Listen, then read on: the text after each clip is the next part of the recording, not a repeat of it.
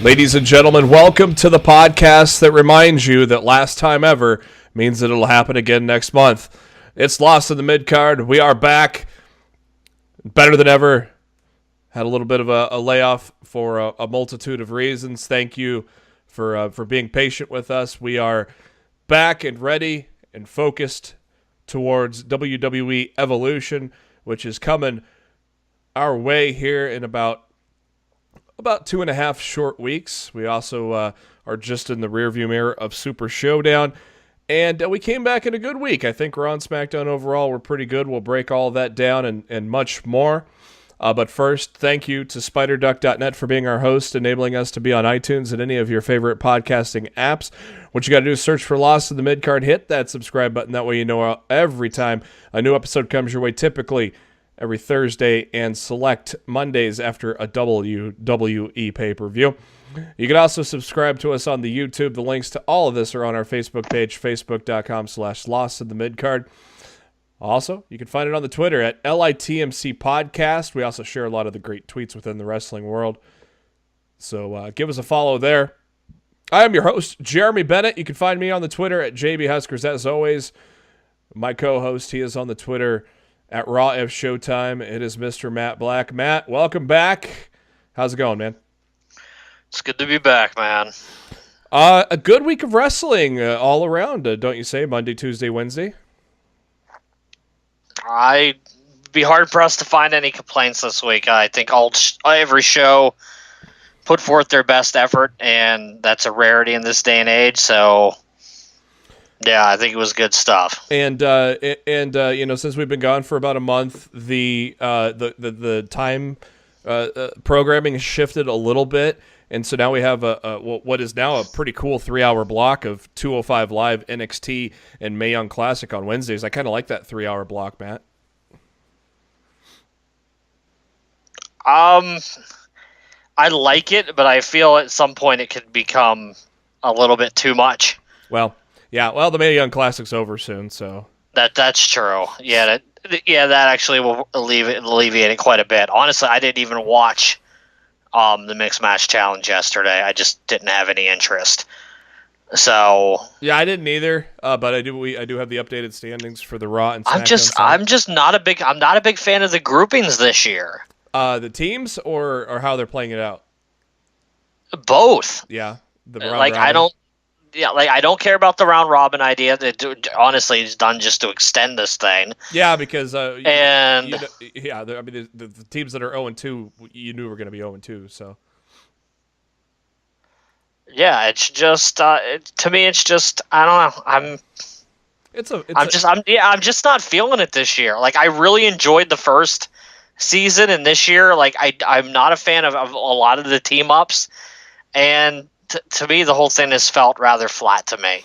Yeah, I mean, the matchups are still kind of fun. I think maybe instead of making it its own thing, maybe it's interwoven into regular SmackDown and Raw programming, much like it has been already. I mean, you had the feud with Maurice and The Miz, Daniel Bryan, and Brie Bella, of course.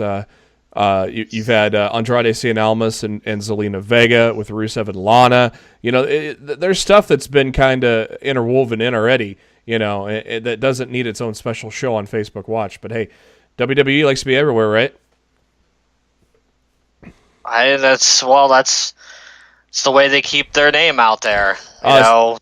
Speaking of everywhere, Super Showdown was in Australia over the weekend. I did not catch it, but I caught things that I wanted to see. You did not catch it all either, but I watched bits and pieces of it. What did you like from the show? What that came out? Styles and Joe.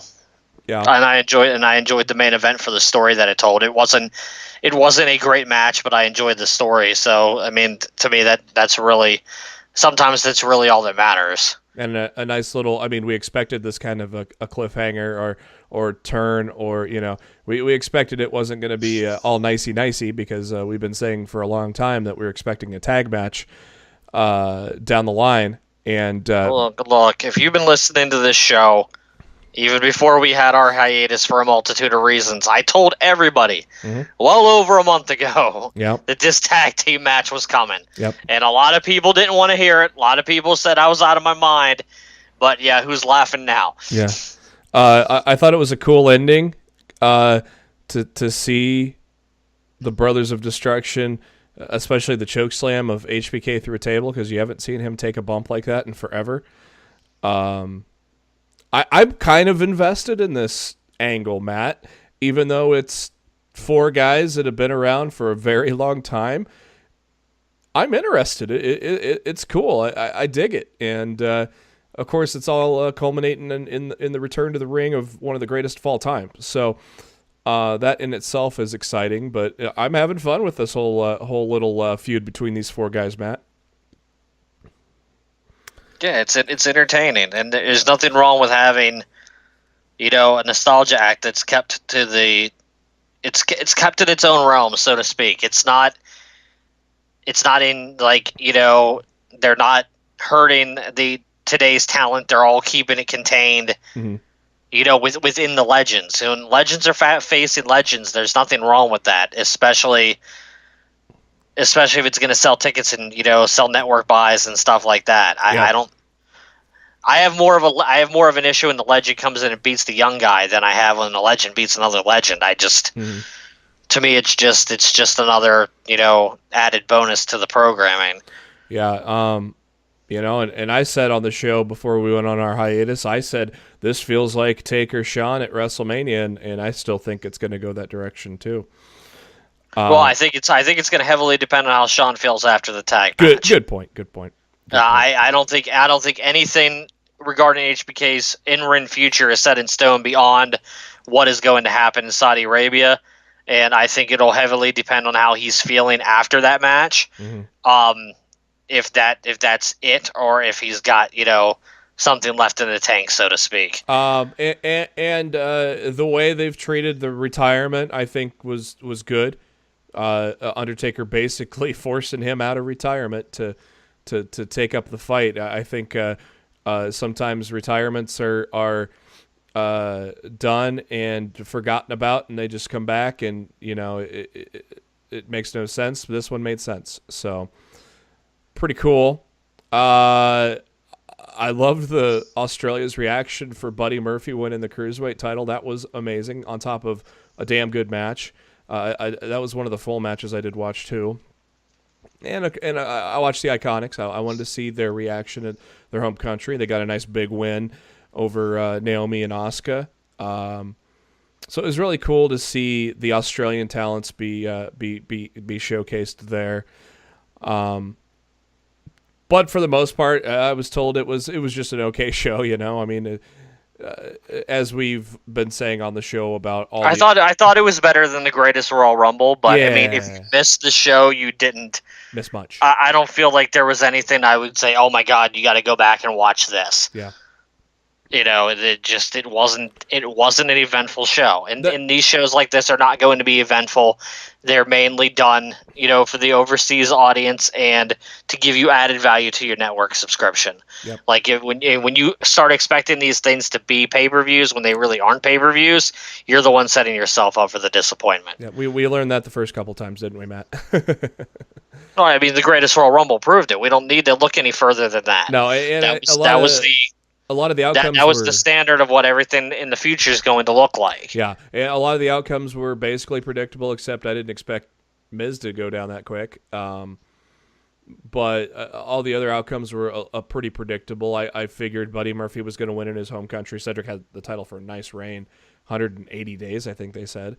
I don't know if that ranks as ahead of Neville, but it's definitely up there in the title. I feel like he had it longer than that. It felt like that anyway. Yeah, they mentioned the number on 205 Live today. I must have completely missed it. Which we'll get into later on in the show. But yeah, it was fun for what I saw. But yeah, I mean, I'm not getting up at 5 in the morning or 4 in the morning. I think it was 5 your time. It was 4 in the morning my time. Yeah, 5 my time. Cedric Alexander fell 16 days short of the modern cruiserweight championship record that Neville had. Neville had it for 197 days. I'm really surprised they didn't go out of their way to make sure he didn't hold that record. Yeah, maybe Leo Rush will have that record eventually. Speaking of guys doing well on the WWE right now.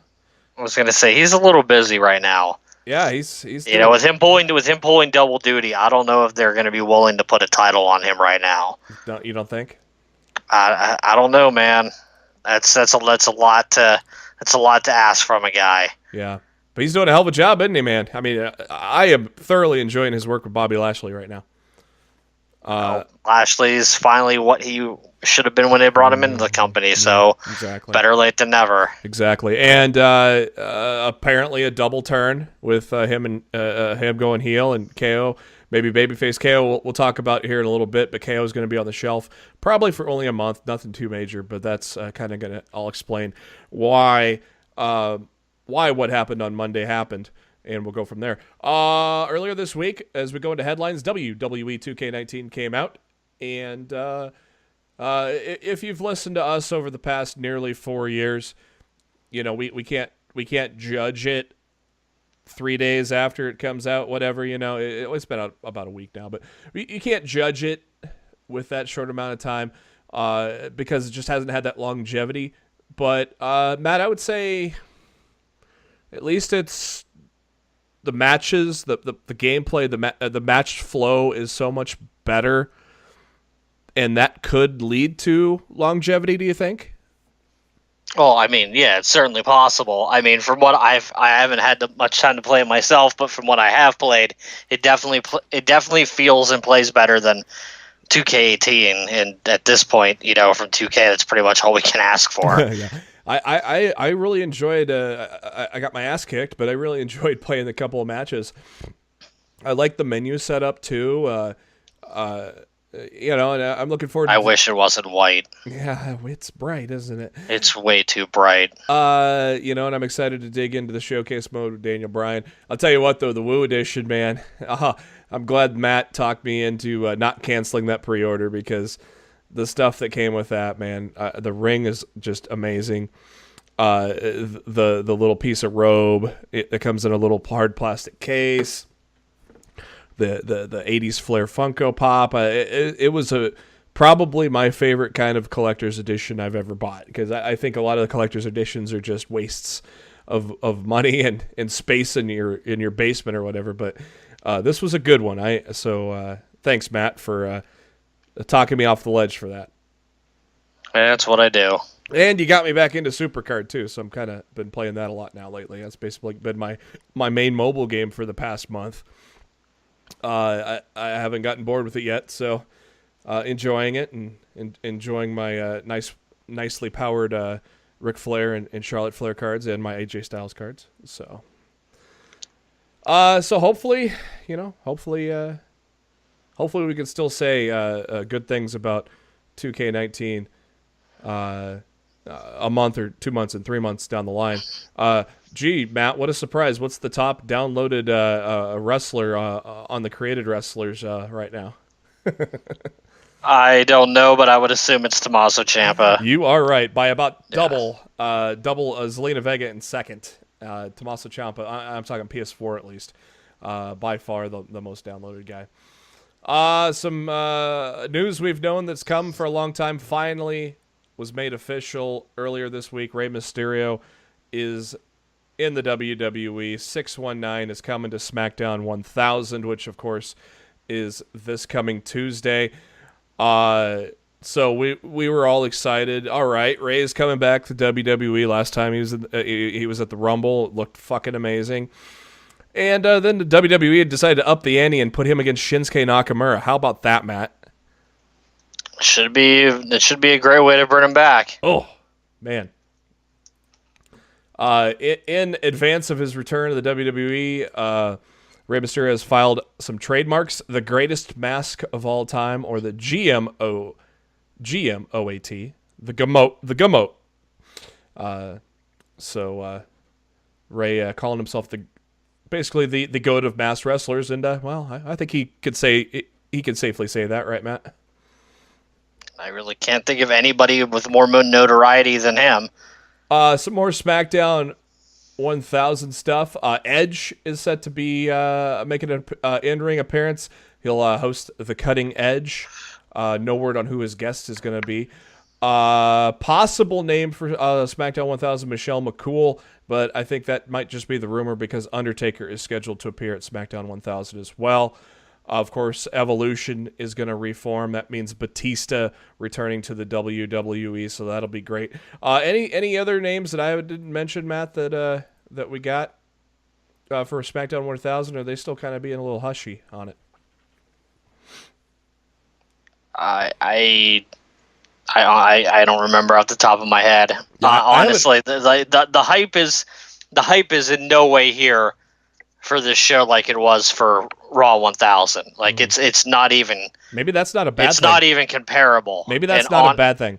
Why Raw 1000 was amazing. Yeah, but remember all the hype for Raw 25 and that kind of fell. Raw flat? 25 sucked, but I mean Raw 1000 was amazing and it had a lot of hype behind it. So yeah, I'm just comparing it to a recent milestone for the show, Raw 25. There's so much hype about it. Maybe no hype here is a good thing, and we're gonna, SmackDown's been the overall better show for the better part of this year. So maybe no hype's good news. I don't know. We'll see. I'm glad I'm not going. Let me put it that way. Chicago is set to be the spot for MLW to make their debut there. And there's going to be a big match. Low Key, the World Heavyweight Champion for MLW, is going to face Shane Swerve Strickland. Strickland is going to option his rematch clause for the Chicago debut on November 8th, which will, of course, air for beIN Sports. So there you go. Of course, Low Key in the news recently for apparently ripping someone's ear off, pulling a Mike Tyson. Yeah. Congrats to Charlie Caruso. She has accepted a job with SportsCenter, ESPN. She will be working for the sports station here very soon. She will still be with the WWE full time, so that's not going to change anything. So that's good, cool to see. The NWO is going to have their Too Sweet event down in Orlando here coming up at the end of the month, and WWE has been promoting it on their website. I wonder if that Hogan return's coming up pretty soon, brother. I'm guessing there's going to be by Mania. I think Mania, he's going to be a part of Mania this year, Matt. I think he's at Crown Jewel. You think so? That'd be cool. Total Divas continues its Impact Wrestling-like nosedive. Second straight week that they've had the worst ratings ever for the show. 367,000. They're getting into we can't make fun of Impact compared to Total Divas anymore, Matt. They're starting to get into Impact territory. I haven't watched a single episode this season, so I haven't watched it in a while. So, yeah, I've kind of had my fill of those. And when I saw how much better those shows could be with Ms. and Mrs., I was just like, yeah, I'm not sitting through these anymore because they're hour-long shows that feel like a 3-hour-long show. They do not flow, and they do not feel like a quick episode of television. And yeah, I have zero interest in watching any of it.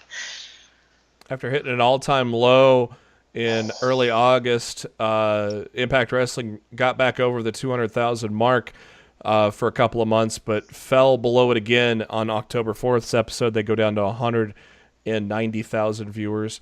Raw has risen a little bit, up 70,000 to 2.37 million.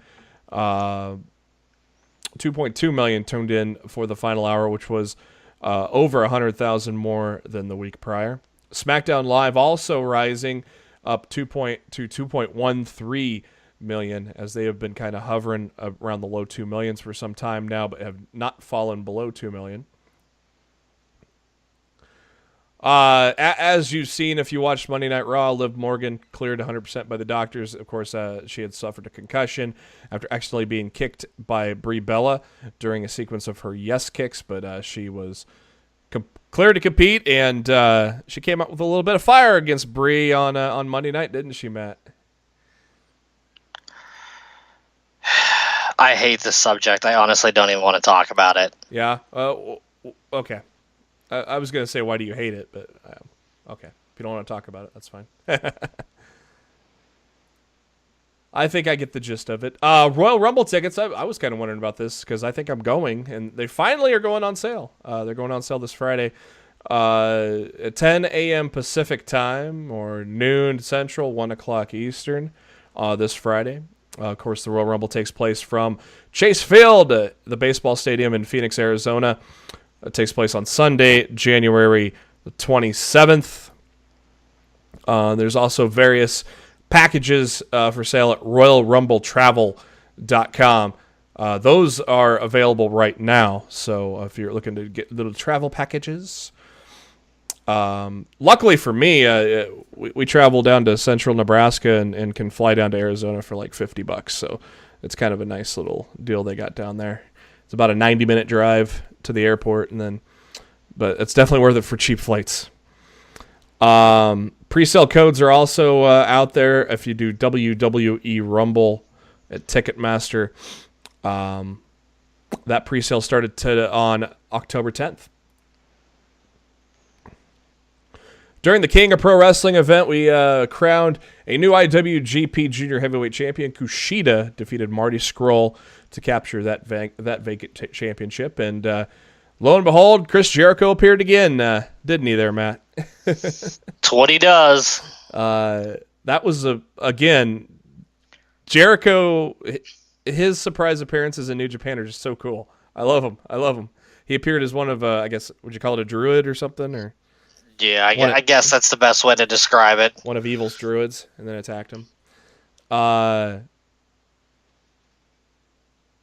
Eric Rowan is currently in Birmingham, Alabama, checking up on his bicep injury that required surgery. That was following SummerSlam, so probably, I don't know if he's looking to get cleared yet. That probably is still a couple of months away, but that's where Eric Rowan currently stands. WWE has filed some vintage trademarks. Just last week, they filed a trademark on World Class Championship Wrestling. Of course, WCCW is a big promotion owned by Fritz Von Erich in the 80s.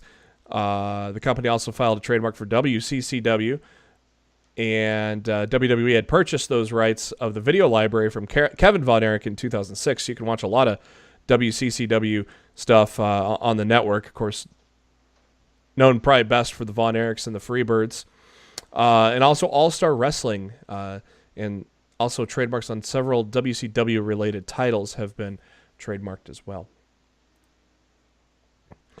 We had mentioned on the show a while back that Velveteen Dream was heading to Evolve, and another WWE superstar is going to be heading to Evolve soon. 205 Live's Mustafa Ali. He's going to be heading to the promotion on November 9th when they take in Detroit, Michigan, and November 10th in Chicago for those Evolve shows. So the very impressive Mustafa Ali will be appearing for Evolve. Matt, are you familiar with Tracy Williams at all? Nope. In the Indies? Yeah, I'm not either, but apparently he's one of the hotter free agents in pro wrestling, and he has signed with Ring of Honor. He's going to be in the Survival of the Fittest tournament. Made his debut in 2009 and earned a reputation for being one of the best pound-for-pound grapplers and strikers in professional wrestling. And so he'll make his ROH debut in Columbus, Ohio. Of course, the Survival of the Fittest is winner of that gets a chance at the ROH World Championship. So a lot of big names have won that tournament in the past. So Tracy Williams is the first entrant into that. And as I mentioned in the open of the show, Kevin Owens the injury angle on Raw with a post-match or attack from Bobby Lashley.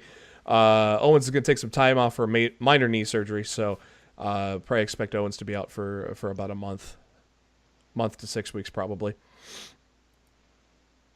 Matt, Being the Elite came back, didn't it? About time. It did. Man, we're gonna get this.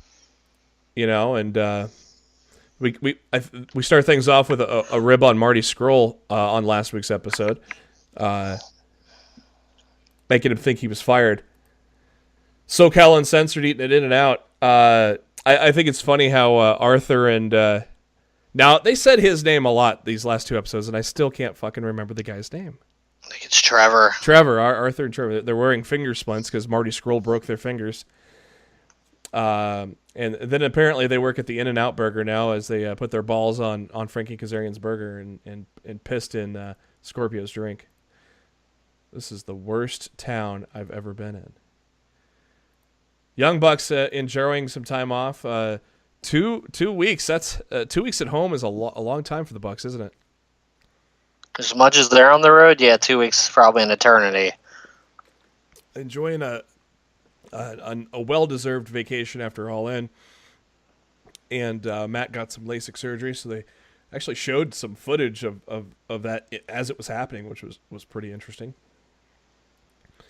As they're in their little private dressing room getting ready to do a signing in Georgia, one fan presented them with a sweet frickin' drawing of the Young Bucks, for sure. And as they're getting ready for Death Before Dishonor, which basically is their kind of first action since All In, so they kind of reflected on All In, and Cody said, well, he's got 2 hours. They got 2 hours before they have to get ready, so he's going to go double or nothing in the casino. If you watched All In, you know what that means, right, Matt? Nice little tease. Yeah, I think it's pretty obvious what All In 2 is going to be called. Double or nothing? Duh. Nick and Matt run into Paige, and they got a delivery for him, and comes with a note. The note says, "Nice try. If you want to be an assassin, try being more cerebral." H. So H, what a nice guy. He bought Paige some new cowboy boots. So Paige now doesn't have to go barefoot any longer, Matt. It's over.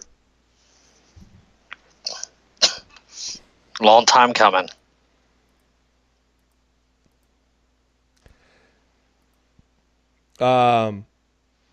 So what do you make of the? I asked this because I didn't know for sure. What do you make of this little back thing? What is this? Is this just some kind of? Is it just some kind of way to get the DDP plug in, or what's with this back injury for Matt again? The back injury, they started it back at Wrestle Kingdom of this year. It's a way to allow the Young Bucks to show that they can work a match that's not all spots. They can sell an injury and tell a story. That's all it is. There's nothing more to it than that. It's not real. He doesn't have a hurt back. He's perfectly fine. I don't know if he's perfectly fine, though, Matt. He keeps hearing a ticking clock in his head.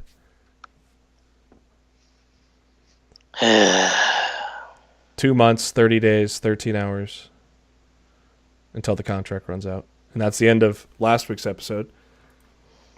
This week's episode, the Golden Lovers are being interviewed by the press when Arthur and Trevor come a-calling and talk some shit.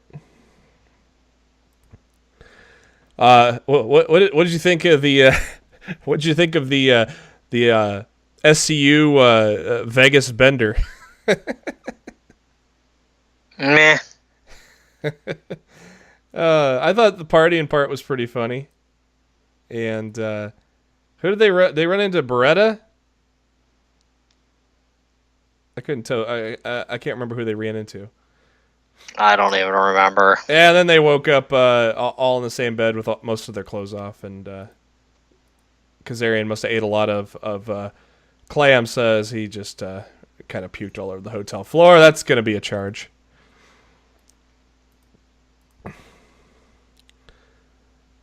And this H guy is slipping notes under Kenny Omega's hotel room door as well. Perhaps looking for an even better payday. How about a singles match with AJ? I would like to see that, Matt, honestly.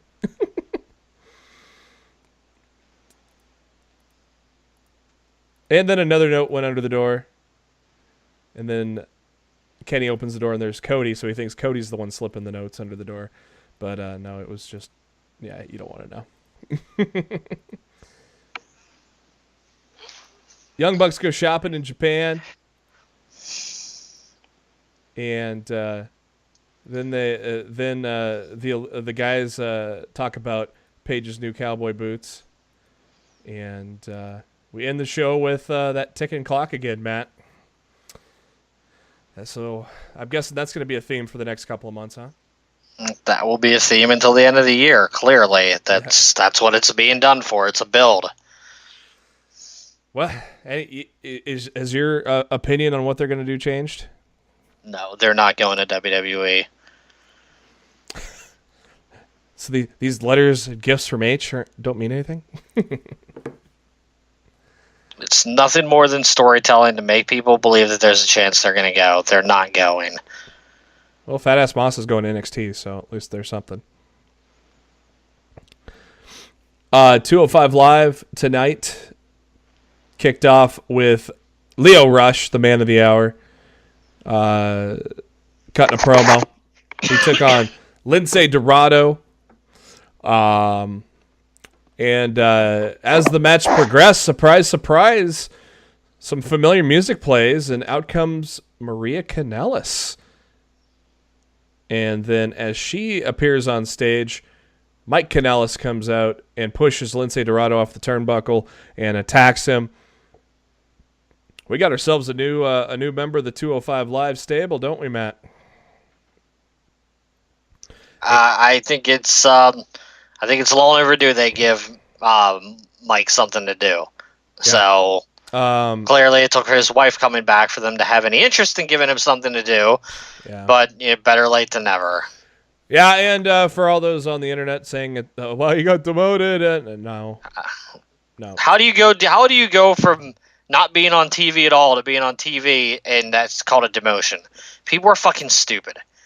And on top of that, 205 Live is being run by H exclusively for the past several months, and it's gotten extremely better, hasn't it? So I don't think it's a bad thing that Mike Kanellis is going to 205 Live. Not at all. Buddy Murphy cuts a promo from Australia saying he's going to kick it in his home country for a little while and come back to the States when he's ready. Cedric is talking to Mustafa Ali. Mustafa asking him if it's too soon to do a match after wrestling in Australia. He also mentions that he's going to have his shot to end his feud with Hideo Itami in a Falls Count Anywhere match in 2 weeks. They also take a look back at Drew Gulak and Jack Gallagher turning their back on Brian Kendrick, and Matt said the greatest reason for why this happened. Oh, it's very obvious. They were annoyed that Brian Kendrick wasn't in WWE 2K19, and they were. So he's out. They didn't want to be associated with him anymore. So they beat him up and kicked him out. They didn't want to be associated with the COD, did they? They said, hey, the entire 205 Live roster's in this game, and you're not. Why are we hanging out with you? You're definitely not. You must not be a man with a plan. You're out. Then Tony Nese and Cedric Alexander had a great lengthy match to end the show. Basically, back and forth. This was a really lengthy match for the main event, and I guess playing off the fact that Cedric has all the travel and the match with Buddy Murphy, I guess that enabled Tony Nese to get the win on him. So. I don't know. What did you think of the last match there, Matt? I'm just wondering who Cedric pissed off. You think he pissed somebody off? I don't know if he pissed. I don't know. I don't know. To me, it kind of felt like he pissed someone off. It's like he had the title for a while. Yeah, and then 16 days before being able to break the record of some guy who's probably never coming back to the company, they take the title off of him, and then they have him lose to Tony Nese, who really doesn't beat anybody. Yeah. So Touche, I don't know. good sir. To me, it just feels like someone's mad at Cedric Alexander right now. That's all I'm saying. Touche, good sir. Touche. Now, I haven't really caught up with 205 Live much on. Has there been kind of a change with Drake Maverick as the GM since he took over, obviously, the manager? No, absolutely none. Okay, I was wondering. That was one of the things I was curious about. NXT this week kicks off with Tommaso Ciampa. He's got some music now, by the way.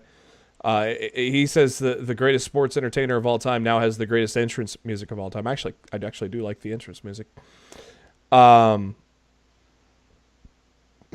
Then he calls out one guy who wants to be different, not one of the sheep, and that's Velveteen Dream. He says, well, now you have the champ's attention, but you got about it the wrong way when you start pointing fingers and make accusations, when you stick your nose in things that are not your business. And Velveteen interrupts to a nice pop from Full Sail. Clearly setting up what we think will be an NXT title match. And Matt, you said it earlier. You think it'd be a triple threat possibly, and you think possibly it was both guys that attacked Black. You think, huh? I mean, that's the way they could set it up. Mm-hmm. I mean, they definitely could make Black look stronger by making it be more than one guy that laid him out.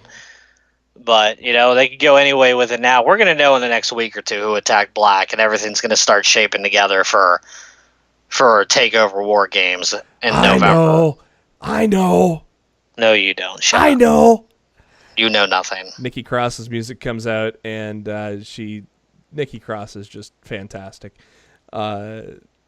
She goes, I know what you've done, and then knocks Ciampa's mic down. Then Full Sail starts chanting triple threat. Yes, Nikki Cross for the NXT Championship. Yes. So Nikki did a brilliant job here, didn't she, Matt? Oh, it was a fantastic segment to start the show. Yeah. Nikki's definitely on a plateau all her own right now. And a planet. So she's also on a planet of all of her own. I mean, she's always done this crazy thing, but I think she's upped it and evolved it and made it her own thing, and it's really entertaining. Kona Reeves took on Keith Lee. That didn't last long. Keith Lee hit it lasted too long. Yeah, Matt's not a fan of the finest. The dumbest. Keith Lee hit his supernova finisher so hard he about popped back up to his feet. That was a pretty damn cool finisher, wasn't it? I didn't really think it was that great of a finisher, but it's fine. I thought it was cool. I thought it was cool. It just felt like a power slam to me. I really wasn't. It's all Strowman does. I really wasn't blown away by it.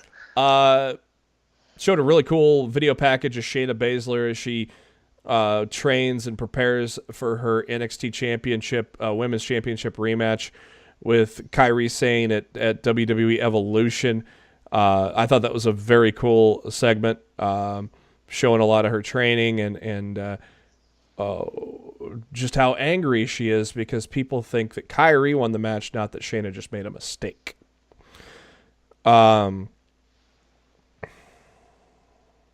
William Regal is asked about the investigation, and he says he's not going to talk about it, but he has some answers. But before he can go back into his office, Cassius Ohno stops him, and Ohno says, "Where's the shiny new toy?"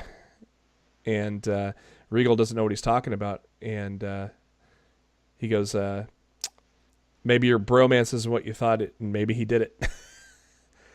So clearly, Ohno implicating the king of bros, Matt Riddle. who should be appearing soon, I believe. So I'm excited to see an Ono and Riddle feud here for Riddle's first feud with the company. And then Nikki Cross shows up and tells Cassius that she knows what he did. Maybe everybody attacked Aleister Black. I don't know.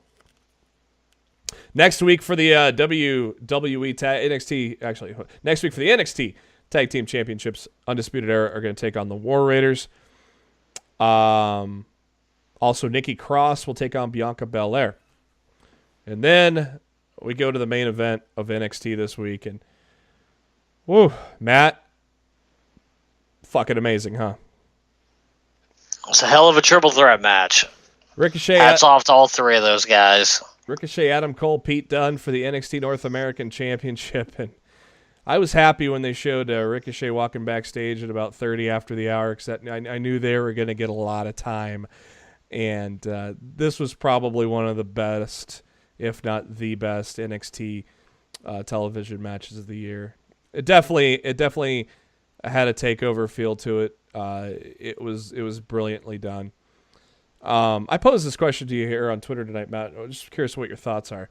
Do you think Pete Dunne will be still a part of NXT once he drops that UK belt, or do you think he'll help build that UK NXT brand? I could see he is there to help build that UK brand. Okay. He is on the regular NXT right now, so there's eyes on him. So when the UK brand officially starts airing on the network, people will want to tune into the UK show to see people like Pete Dunne, Tyler Bate, Trent Seven, etc. Okay. That's why they've been featured on NXT TV this year, to appeal to a crossover audience, that when the UK brand starts airing weekly, there will be people that regular NXT fans are invested in, and they're going to go over and start watching UK to see these guys. Once the UK brand fully takes off, I don't expect to see those guys on regular NXT TV more than a couple times a year when they do super shows and bring NXT and NXT UK together, and I guarantee you they'll do that a couple times a year. Oh, yeah. And I think that'll be the only time you'll see those guys cross brands at that point. Yeah, I could see cross feuds maybe here and there, and then culminate into a super show. I could definitely see that. I could definitely see wherever Mania is. I could see that takeover being possibly a super show for the Mania weekend.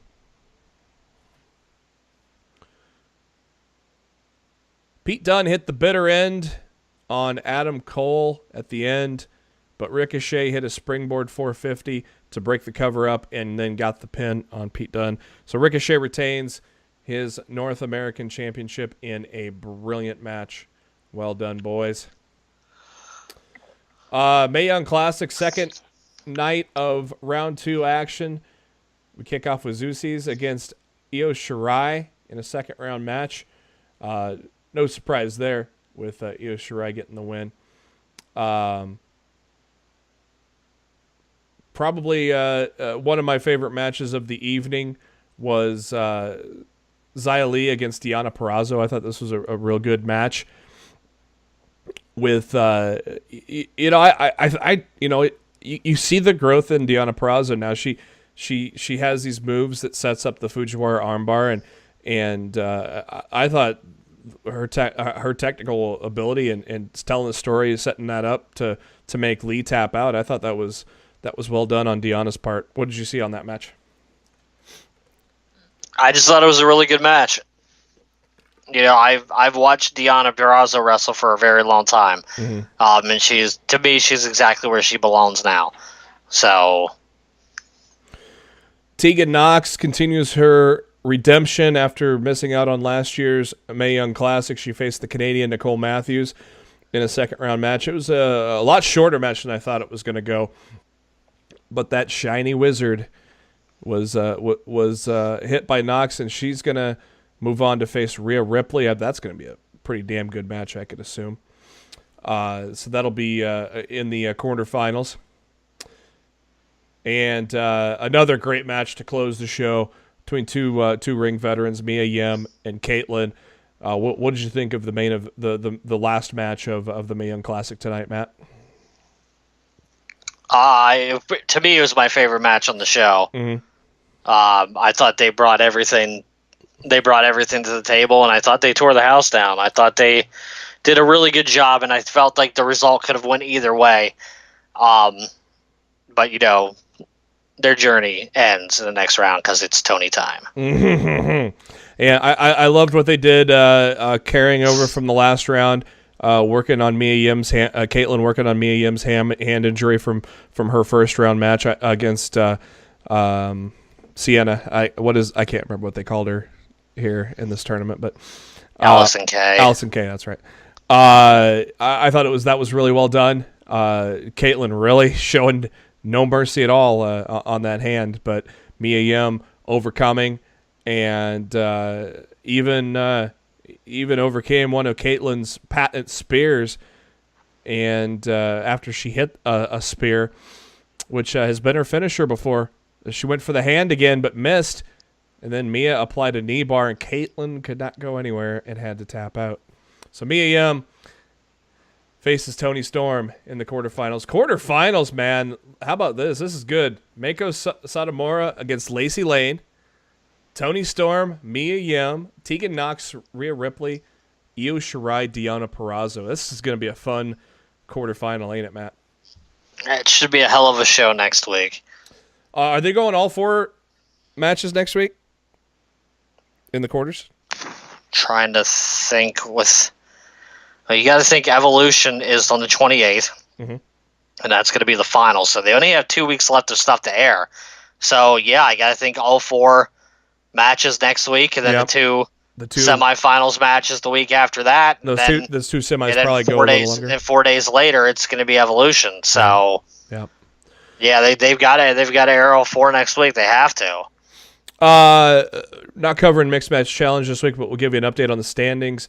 Phenomenal Flair is currently 2-0 on the SmackDown side, and no surprise, Fabulous Truth. No one is shocked. Yeah, Fabulous Truth 0-2. Even though I am liking the pairing of Carmella and R-Truth, that has been highly entertaining. Last year's champions, Asuka, are 1-0.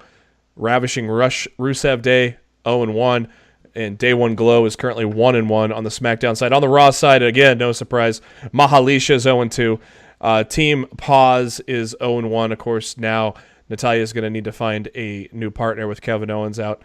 B&B 1-1 after the loss to Monster Eclipse, Strowman, and Ember Moon. They're 2-0. And then Country Dominance, Bobby Lashley and Mickie James 1-0. I still think I think Bayley and Balor are going to win this one, but it remains to be seen. Raw this week took place from Chicago, Illinois. Fresh off of being in Australia just a few days ago, Triple H kicks it off. Matt said it best on Twitter, feels like 2002 all over again, right? Ain't nothing wrong with that. Triple H, black shirt and jeans on, no suit. No suit for him today. He looks at the entrance ramp. Here comes Shawn Michaels. Comes down, cowboy hat on, serious look on his face. They're here for some business because of what happened at the end of Super Showdown.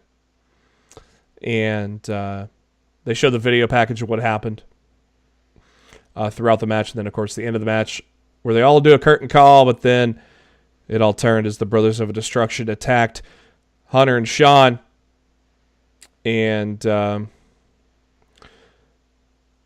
Michael said, sometimes what you respect, sometimes you respect somebody, what somebody used to be and what they used to represent. And then it dawns on you that respect is a two-way road. And he noted it was a long flight from Melbourne to Chicago, and it allowed him time to think. And allowed him time to think about that beatdown they took in Australia and about the last 8.5 years. He's been retired. He sat there and honored that 8.5 years out of respect, only come to find out that respect never existed at all. And when those wheels touched down in Chicago, that door opened and Hunter said 3 words, are you ready? And, oh yeah. Triple H says, Crown Jewel, are you ready? Michael says, Degeneration X is ready. Calls out the Brothers of Destruction, and if you're not down with that, they got 2 words for you. New merch. Buy the shirt. I actually don't hate that. I kind of like the new shirts. Those are pretty cool. Shirt's fine. I don't have an issue with it. No. New merch. Great. Oh, I love the. I said this before. I am loving. I love this feud. I love what they're doing with these guys, and the fact that one of the greatest of all time is coming back into the ring because he's been disrespected after he showed 8.5 years of respect by not stepping into that ring again. It made this Crown Jewel interesting, at least for this match, because this is a match we don't see on a house show. These are sometimes glorified house shows, is what we've said on in the past. This is actually going to be kind of a must-see TV just because HBK's getting back in the ring, right, Matt? It's definitely must-see TV. And luckily it'll actually be on at a time that doesn't feel like you're dying to watch it. Yeah, it's like Saturday at 4 a.m. So either I try to stay awake after going out, or I try to wake up after going out. Neither of those sound appealing, Matt. It really doesn't. Bobby Lashley, Kevin Owens. They had themselves a little match. Actually, not a little match. It went about 13 minutes. I started getting inklings that Lashley is turning heel because Lio Rush had a mic throughout the match. This is something baby faces don't do. Lio Rush was being annoying on the mic. Obviously, the Chicago crowd is pro Kevin Owens, and Lashley hit the Dominator and got the win after 13 minutes. And then after talking with his hype man Lio Rush, they went back to the ring, and Lashley delivered a shot to the back of Owens' knee, whipped it into the ring post, and then they celebrated, which I think is a double turn. I think it'll be great to see Kevin Owens and Sami Zayn probably as a duo, as a babyface duo. They both have a bone to pick with Bobby Lashley, so that'll probably be. I would be surprised if that's Sami Zayn's first feud when he's able to come back early next year. I think overall, even though it was kind of cool seeing Lio Rush in kind of a babyface situation with Bobby Lashley, I think it's going to be even more interesting with him as a manager from a heel perspective, don't you think, Matt? Dude should have been heel when he came back to the company. Yeah. And it took him this long to figure out how to fucking do it right. Better late than never. And I'm saying that a lot tonight, but it's true. It's been mind-boggling how they've booked Lashley since bringing him in. He didn't need a manager to be a heel, but Lio Rush is definitely going to add a dimension to him that will help him, be hated and elicit that crowd response that he very much is desiring right now. So it's not a bad thing. Yeah, I'm enjoying the work that Leo's doing with Lashley, most definitely. They mentioned qualifying matches for the WWE World Cup that'll happen at Crown Jewel. What do you think about this World Cup thing, Matt? It's basically a King of the Ring. It's King of the Ring. Yeah. I don't care. I really don't. If you actually got something for it, like and not a stupid trophy, it would be one thing. Like the winner receives a future title shot or whatever. That would be one thing. But just a stupid cup to say who the best in the world is, I don't give a flying fuck.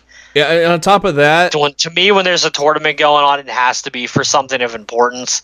Just like the Greatest Royal Rumble fell flat to me too. Like, wow, Braun got a green title that we never saw again, and a stupid trophy that broke on Raw a couple weeks later. Yeah. It's just he didn't get anything for it. You have the Royal Rumble has always been about for at least a couple years after it was, branded. It was all about the winner receiving a shot at the championship, or hell, even one year it was for the championship.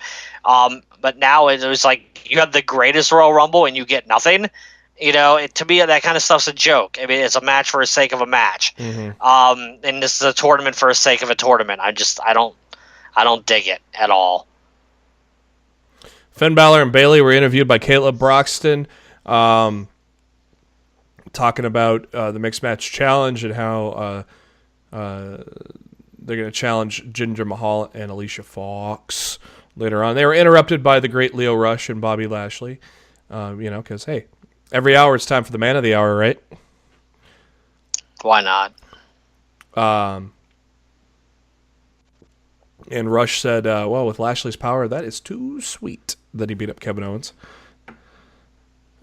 Wonder if Lashley and Balor are going to feud now after that. Could be, since Owens is going to be out. Speaking of turns, God, they could turn Elias' face any time now. And would work. He did a song that made fun of John Cena's hair. Anyways, yeah. What is up with John Cena's hair, Matt? I don't know. Ask JBL. He got the JBL special. Holy crap, that just looks so weird. It looks awful. He mentioned about how the Cubs won't be in the World Series, and that got a lot of heat. And then out comes Ronda Rousey. And it's time for a rematch from Super Showdown, 6-women tag, Riot Squad, Ronda Rousey, Liv Morgan all fired up. Starting the match off with Brie Bella. She was on fire. In the end, though, Ronda got the submission. And Logan taps out after 11 minutes. And then after the match, the Bellas turn on Ronda. Of course, if you've been following anything, the rumors were Nikki Bella is going to face Ronda. So you were basically waiting for this to happen for quite some time, right, Matt? Yeah, unfortunately. And so the bad Bellas are back with the loser on top of their heads and all that. Yeah, I'm not looking forward to this at all. Well, I mean, Ronda's probably going to break off Nikki's arm and beat her over the head with it. So I just don't think it's going to be a good match. Yeah. I mean, at least they put the better Bella of the two in there. But when you have an entire demographic of people who have started to watch the WWE because of Total Divas and are fans of the Bellas, to turn them heel for a meaningless match in 3 weeks at Evolution, just to me makes absolutely no sense whatsoever. Especially, it's really fucking dumb. Especially who's Brie married to? Yeah, it's real. No sense. When you do turns for the sake of doing a turn, it's just dumb. It would have been better off if Nikki would have just got on the mic after the match and said, "Hey, I hear you're looking for an opponent in a couple weeks at Evolution." Kind of like Nia Jax did. Yeah, and I want to. I'm the longest running Divas champion of all time. Blah blah blah. I feel like I deserve a title shot, and Ronda be like, "All right, cool, let's do it." And that's easily better booking than what we got right now. Yeah, well, dude, they copied the freaking finish of the Super Showdown main event and just pasted it on the Raw. Yeah, they were doing the same pose. It was identical. Same pose. I was just like, creative, you lazy motherfuckers. They did the same. Seriously. They did the same turn at the same point too, facing the camera. Yeah, it was absolutely terrible. Yeah. They just, I really don't understand this company sometimes. Like, I really and truly don't. So, I don't know. Sometimes they're so on with what they're doing, and sometimes they're just like, what the fuck were they thinking? Yeah, exactly. Balor and Bayley took on Mahal and Alicia. That got done in about 7 minutes. Balor with the coup de grace for the win. Strowman,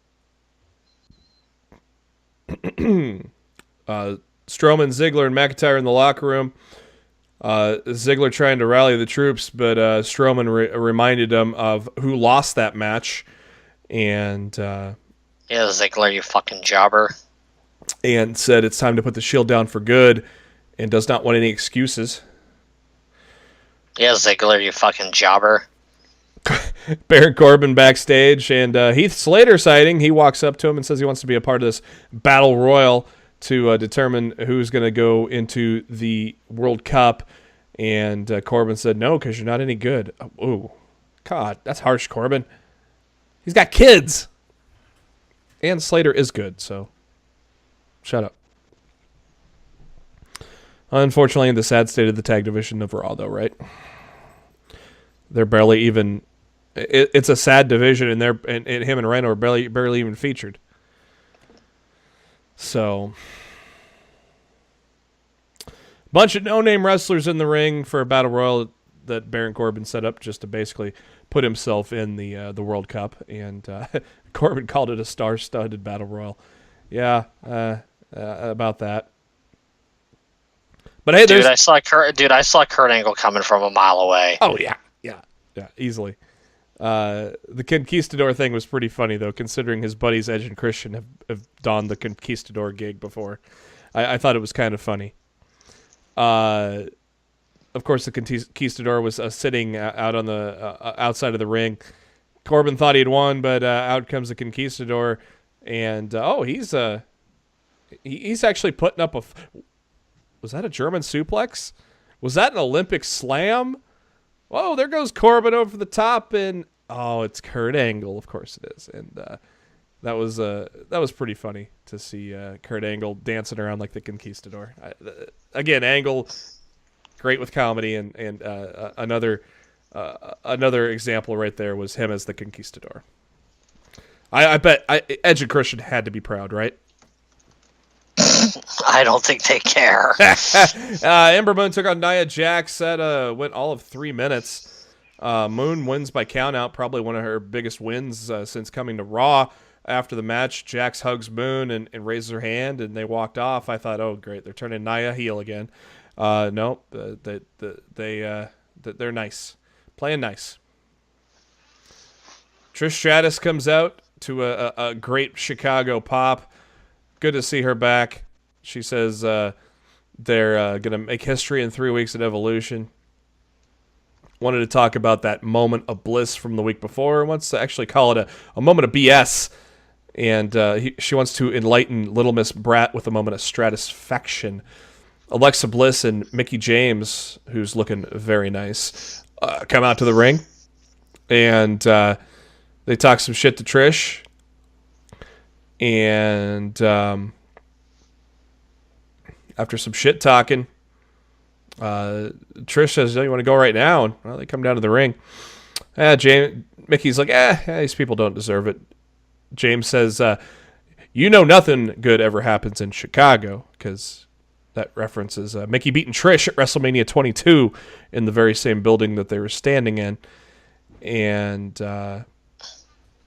Trish added, she got to take care of that business at Evolution and let them know what a Hall of Fame beatdown looks like. Mickey suggested maybe they should team up, and Trish says, tag match, that's a good idea.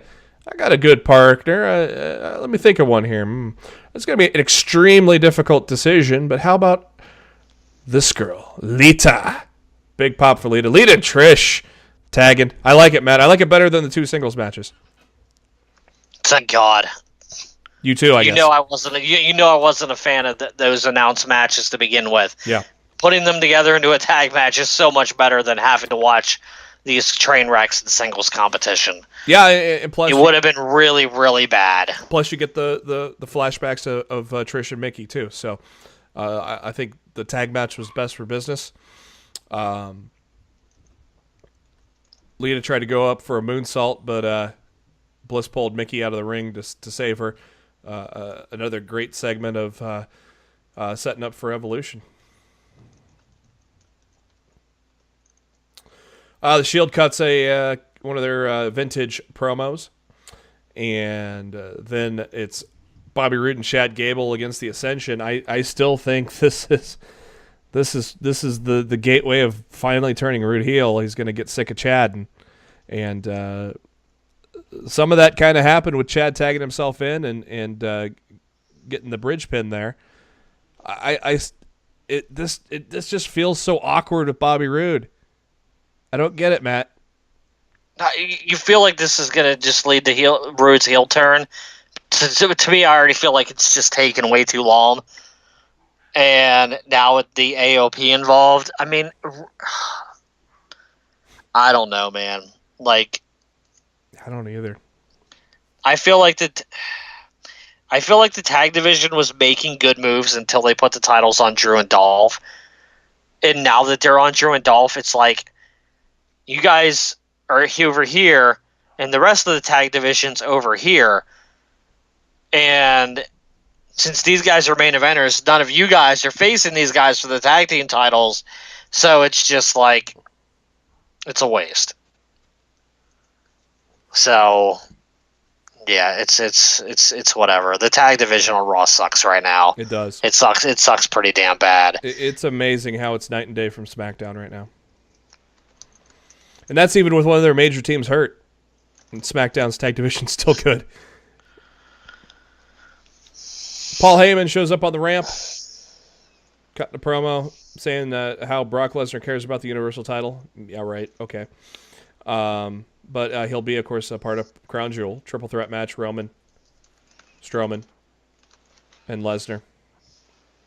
Or as Matt likes to call him, part-time bitch.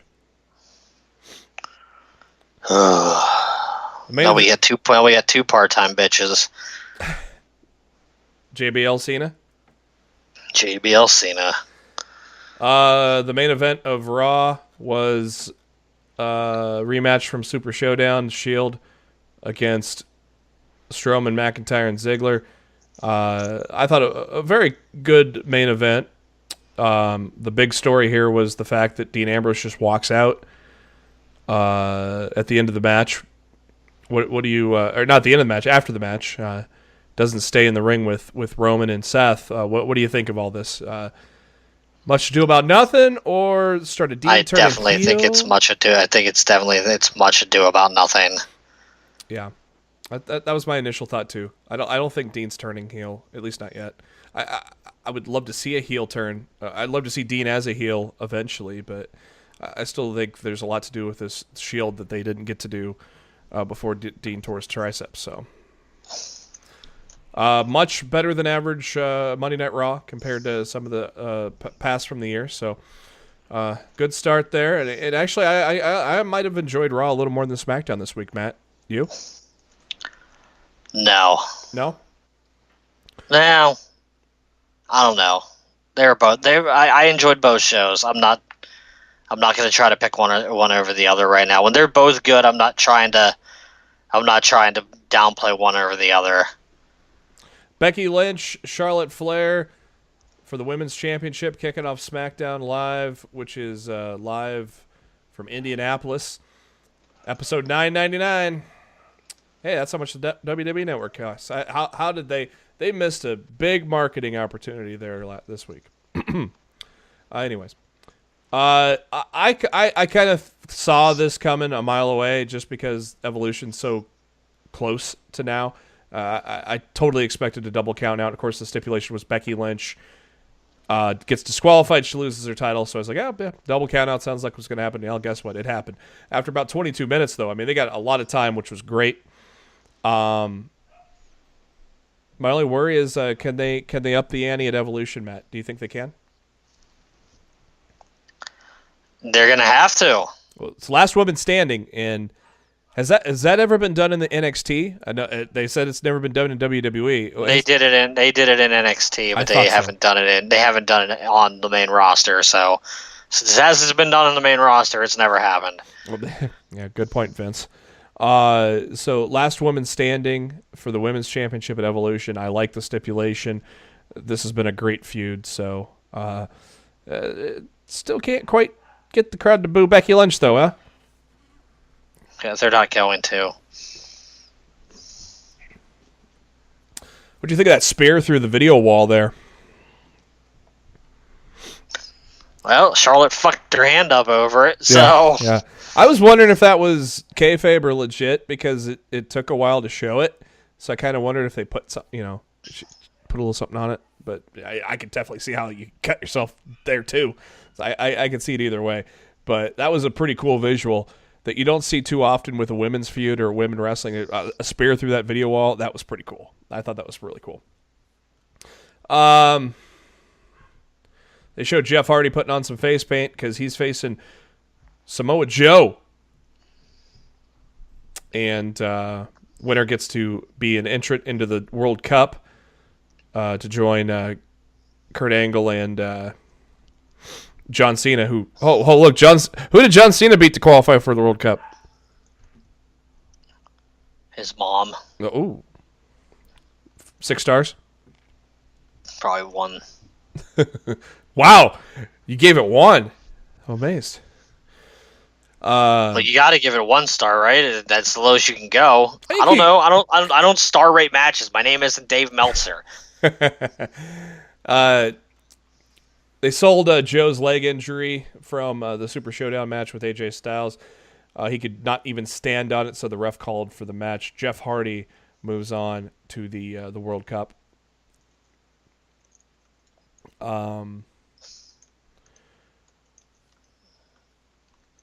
Paige, SmackDown General Manager in the office. That's where she announced the last women standing. Excited for that. Miz TV. Miz wearing a nice pimpin' red suit, and he's got to be professional. As Paige told me, he has to be professional because his 2 guests for Miz TV are AJ Styles and Daniel Bryan. Once again, as usual, Matt, Miz TV once again was a good segment, I thought. Yeah, I didn't have any issues with it. Excited for Bryan and AJ at Crown Jewel? I'd be more excited if I thought there was any chance of a title change whatsoever, which there won't be. It's very clear that the plan, because Crown Jewel was right around the corner. It's clear that their plan is still Miz is going to beat AJ for the title, and then Daniel Bryan's going to win the Royal Rumble. And then Daniel Bryan's going to go on to WrestleMania and face Miz for the title. But with Crown Jewel right around the corner, they couldn't let Miz win that match because they're not going to do Miz and AJ at Crown Jewel, and they're not going to do a title change in Saudi Arabia. So we're going to have to let Daniel Bryan win. And, Daniel Bryan, I'm sure that the match will end in some sort of shenanigans with Miz getting involved. And then we're just going to have to deal with the story playing out the rest of the way like WWE intended it to. Mm-hmm.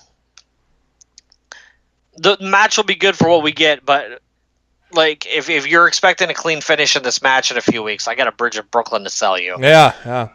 It's just not going to happen. So what? To me, I'm not nearly as excited about this match as I would be if this was taking place on a pay-per-view where I felt a title change could actually occur. Shelton Benjamin, of course, he beat Daniel Bryan before Super Showdown. He tries to do the same against AJ Styles here next. Again, solid match with these guys. I mean, Shelton Benjamin doesn't put on a bad match.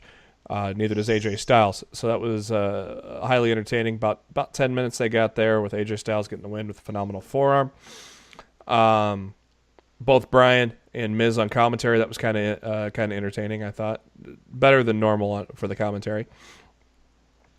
Oh, it's time for One Night in Milwaukee, presented by Aiden English. And this was awful. Yeah, I was just going to get your thoughts on that. Obviously, the thing was that Aiden English made it look like him and Lana got it on, but Lana said, because she's Russian, she hacked him. So she hacked Aiden's cell phone and played the whole video where Aiden got friend zoned. So there you go. Terrible. They announced Rey Mysterio, Shinsuke Nakamura in a Crown Jewel World Cup qualifying match on SmackDown 1000. Cannot wait. Big Show took on Randy Orton. This was also a Crown Jewel World Cup qualifying match. Good to see the Big Show back. 380 pounds too, man, looking good. Him and Orton went at it for about 9 minutes. I thought Ty Dillinger might show up and cost Randy Orton the match, and Matt kind of thought so too because, the big man could, have a showing in the World Cup. But alas, Randy Orton with an eye poke into the RKO. And that was it. Really uneventful finish. It was. What do you think of this version of Randy Orton so far?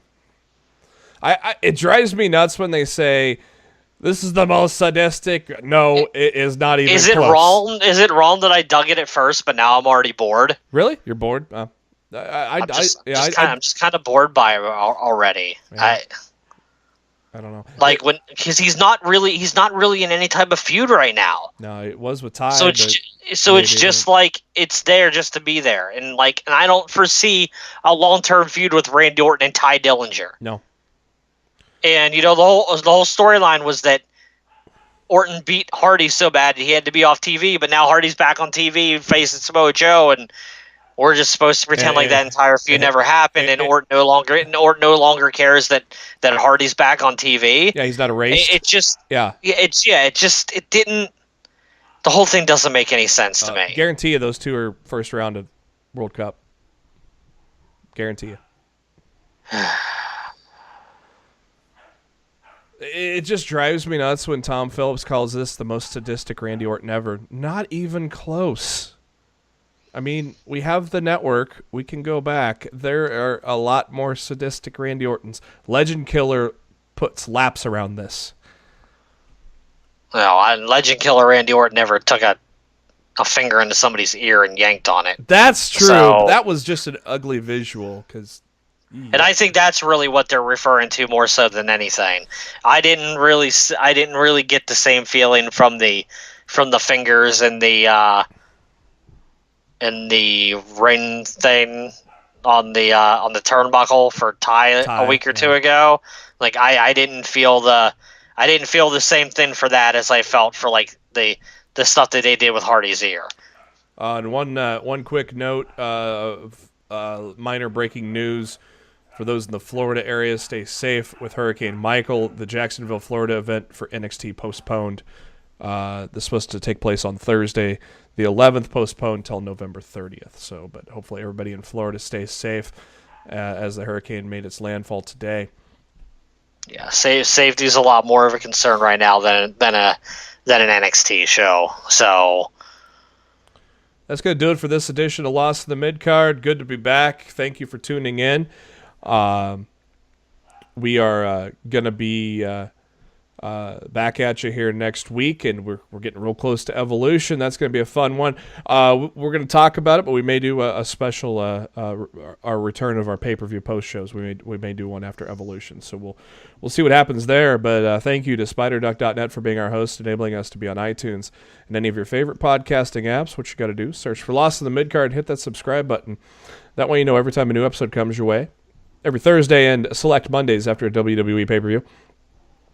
You can also subscribe to us on the YouTube, and the links to all that on our Facebook page, facebook.com/Lost in the Midcard. You can also go on to the Twitter at LITMC Podcast. On our pinned post there is where you can find those subscription links. Also on the Twitter, share a lot of the great tweets within the wrestling world. Lots of entertaining stuff from the fellas. So give us a follow there. Matt is on the Twitter at Raw F Showtime. I am on the Twitter at JB Huskers, and before we ride off into that sunset, Matt, what are your final thoughts? I will be attending Ring of Honor Glory by Honor this Friday. That will be streamed on Honor Club. Hoping it's going to be a good show. I'm hoping they give me some better creative results than I got from Death Before Dishonor? No, I didn't like Death Before Dishonor at all. But I was more referring to Best in the World for the last time that they were there. Oh. I'm hoping I enjoy the results better than that. The ROH has had a bad string of pay-per-views for me lately. I'm hoping this one will be a better show. Yeah, hopefully they can sort it out before Final Battle. Yeah, and I chose the show over SmackDown 1000. So Ring of Honor, please don't let me down. You're going with Daryl, right?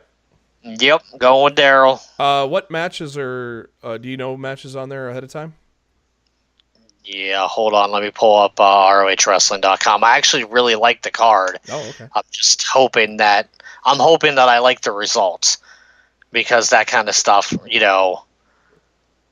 that kind of stuff is important to me. Yeah, so, I mean, I know you. I know you shared a displeasure on Death Before Dishonor, which is one of the most recent ROH pay-per-views, and yeah, the card right now, Ring of Honor World Championship is Jay Lethal against Silas Young.